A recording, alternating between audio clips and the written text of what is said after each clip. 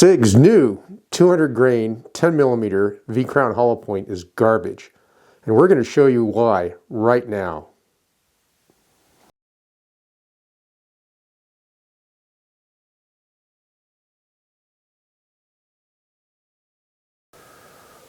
Hi there, welcome back to LocaCarnivore. I'm your host as always, Nigel, the slightly better than average ninja, and today we have a real treat for you. We gel tested Sig's new 200 grain V-crown 10 millimeter hollow point. Before we get started, again, quick reminder, please subscribe to our channel. We don't get any support from anybody out there.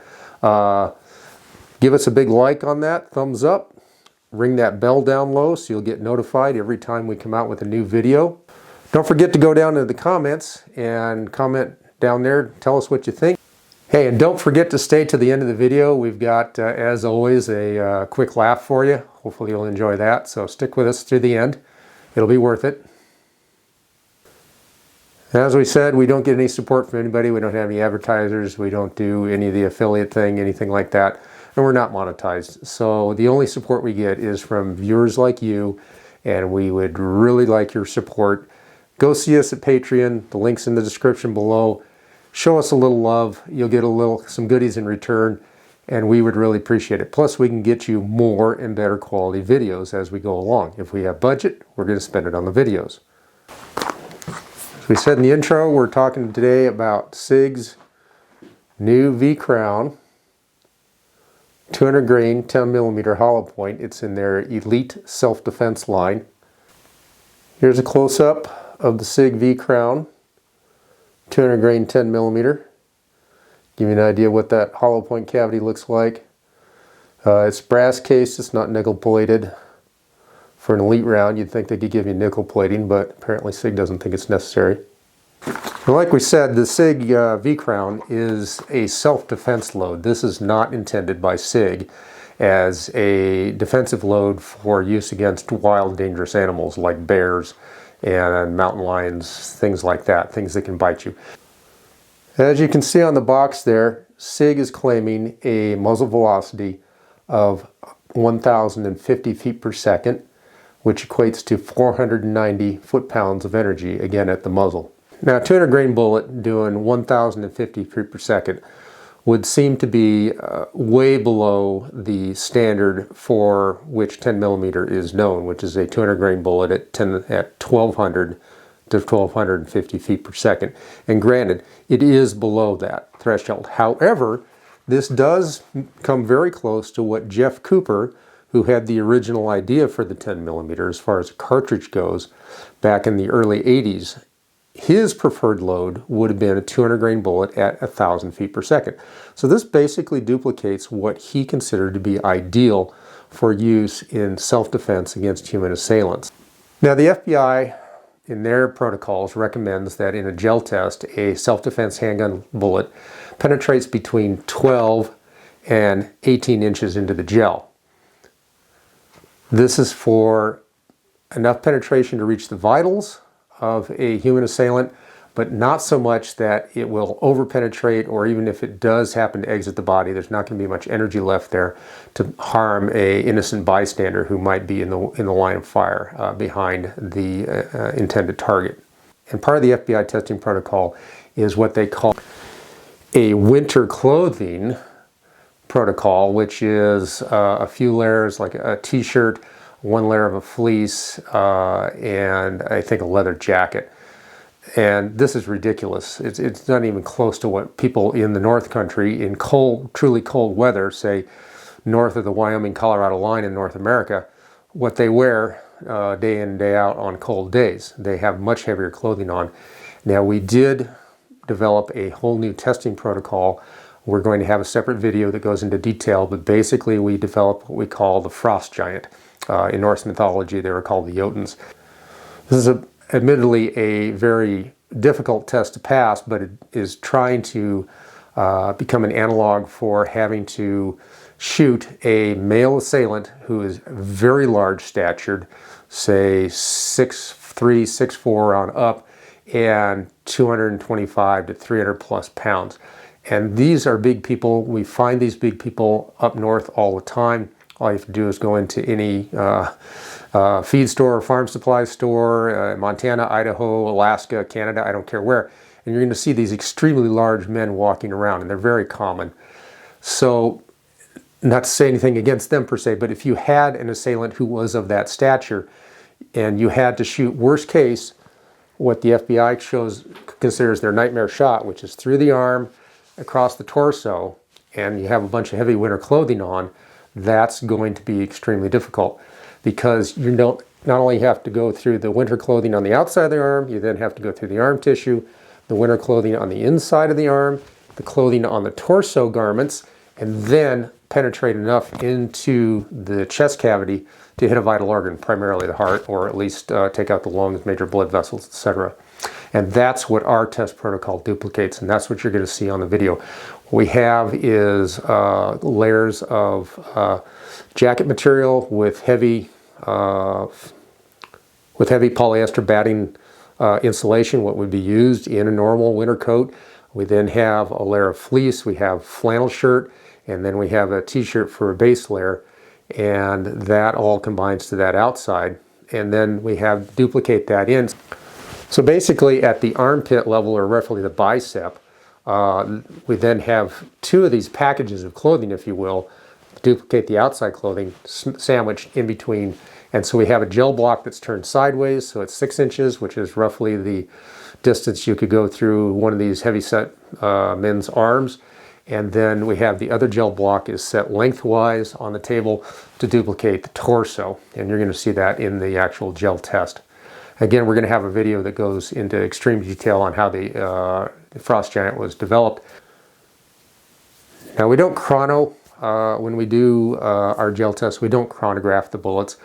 Frankly, I don't think that chronographing, unless you're doing a detailed review of the particular cartridge, is of a great deal of value. What we're more concerned about is the terminal effect once it hits the test media.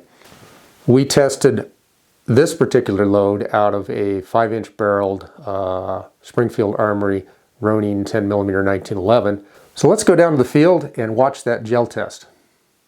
This is going to be the brand new 200 grain V-Crown from 10mm from Sig. I'm going to shoot this in the tried and true 5-inch barreled Springfield Ronin. And the real trick is going to be getting it in the right spot of the block, because there's a lot of metal in there now.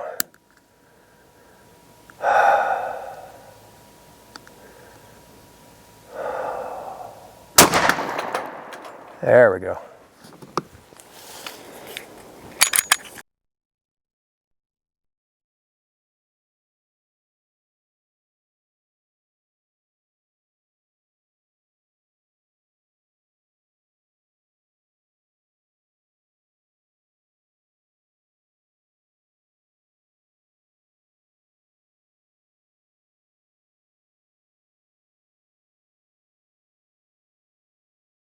Over pen, 2.5. We went through 2 jugs, and it's in the last jug. How about that?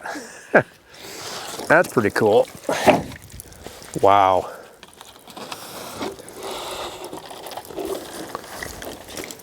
And that's because that did not expand at all. Look at that. That's just bad. Okay, I'm going to try and show you some of these tracks. Hopefully they'll show up. Here's the Sig.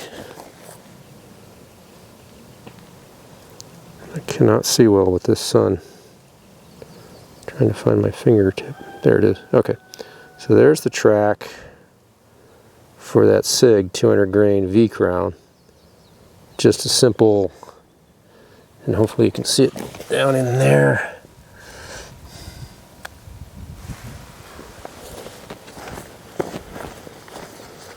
There.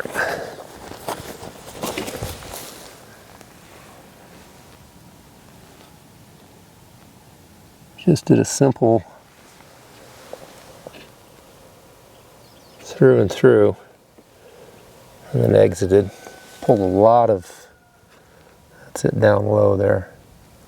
Pulled a lot of material in, and it expanded and went careening off in another direction right there when it hit that other bullet in there. That's a 9mm, and went zinging off, and the only cavitation it had was because it hit that and tumbled. That's what dented the bullet. Hopefully we can see all that. We'll find out. What did we learn out of this test? Well, very simply, the Sig V-Crown, as far as the 200 grain 10mm load that they're offering, just was an utter failure.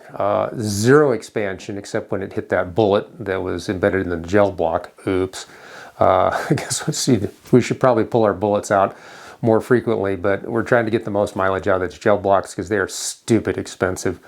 Yeah, we're trying to get more, and it takes time to recycle them, etc. I won't bother you with the details, but at any rate, we chose to do that, and we paid a little price for it. It did smack that bullet. All right, you did see a little bit of the bullet when it was pulled right out of the gel. This is the test slug that came out. The only deformation is where it hit that 9mm bullet.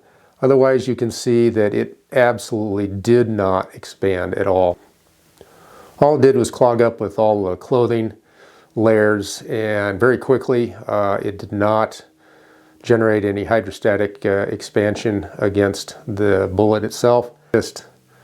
It's just pitiful. It should have expanded. We've had plenty of other bullets that go right through all those cloth layers, and they expand just fine and very consistently. But this thing didn't even get close to it. So what did we get with that unexpanded bullet that just was complete, total dumpster fire failure? Well, we got what you would expect from a solid bullet. We had a very narrow caliber diameter permanent crush cavity throughout the gel. It penetrated 22 inches of gel, and then went on to blast through two water jugs, two 1-gallon water jugs, and lodge in the third jug. It almost actually bumped the back side of it. I should have showed you that in the video, but hey, you know, I didn't. It also had demonstrated minimal energy transfer to the target. In tests with other 10mm bullets, almost always there's a massive energy transfer. The clothing layers on the outside react violently. The entire blocks just jump and are smacked about. You can just see the energy as it hits. Tremendous amount of energy transfer. This Sig load, the 200 grain V-Crown, did very little of that. There was some, you could tell it impacted it. It definitely left a mark, but very minimal energy transfer, and that was also shown with the fact that there was no expansion cavity, no temporary stretch cavity whatsoever in the gel. Basically, the Sig V-Crown, at least in this particular loading with the 200 grain 10mm bullet, the cavity was completely defeated by the outer garment. And this is unacceptable for a defensive bullet that's going to be used in real-world scenarios, situations, against people who are wearing very heavy clothing in the wintertime.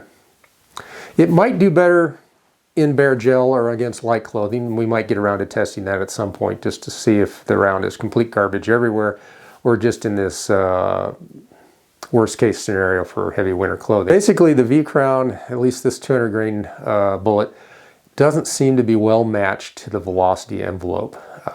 It's traveling a reported 1,050 feet per second when it leaves the muzzle, and we shot it at the prescribed distance of 10 feet. That's the FBI protocol, and it should have expanded. So it seems to me that the bullet is either much more durable, less frangible than it should be at that velocity.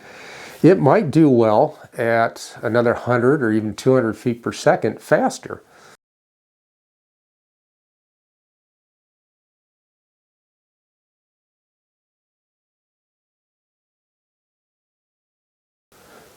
Bottom line, we cannot recommend the Sig 200 grain 10mm V-Crown hollow point as a defensive load. Basically, the overpenetration creates an extreme liability to the shooter, and of course an extreme hazard, potential hazard for anybody that could be in line with that bullet after it goes through your assailant.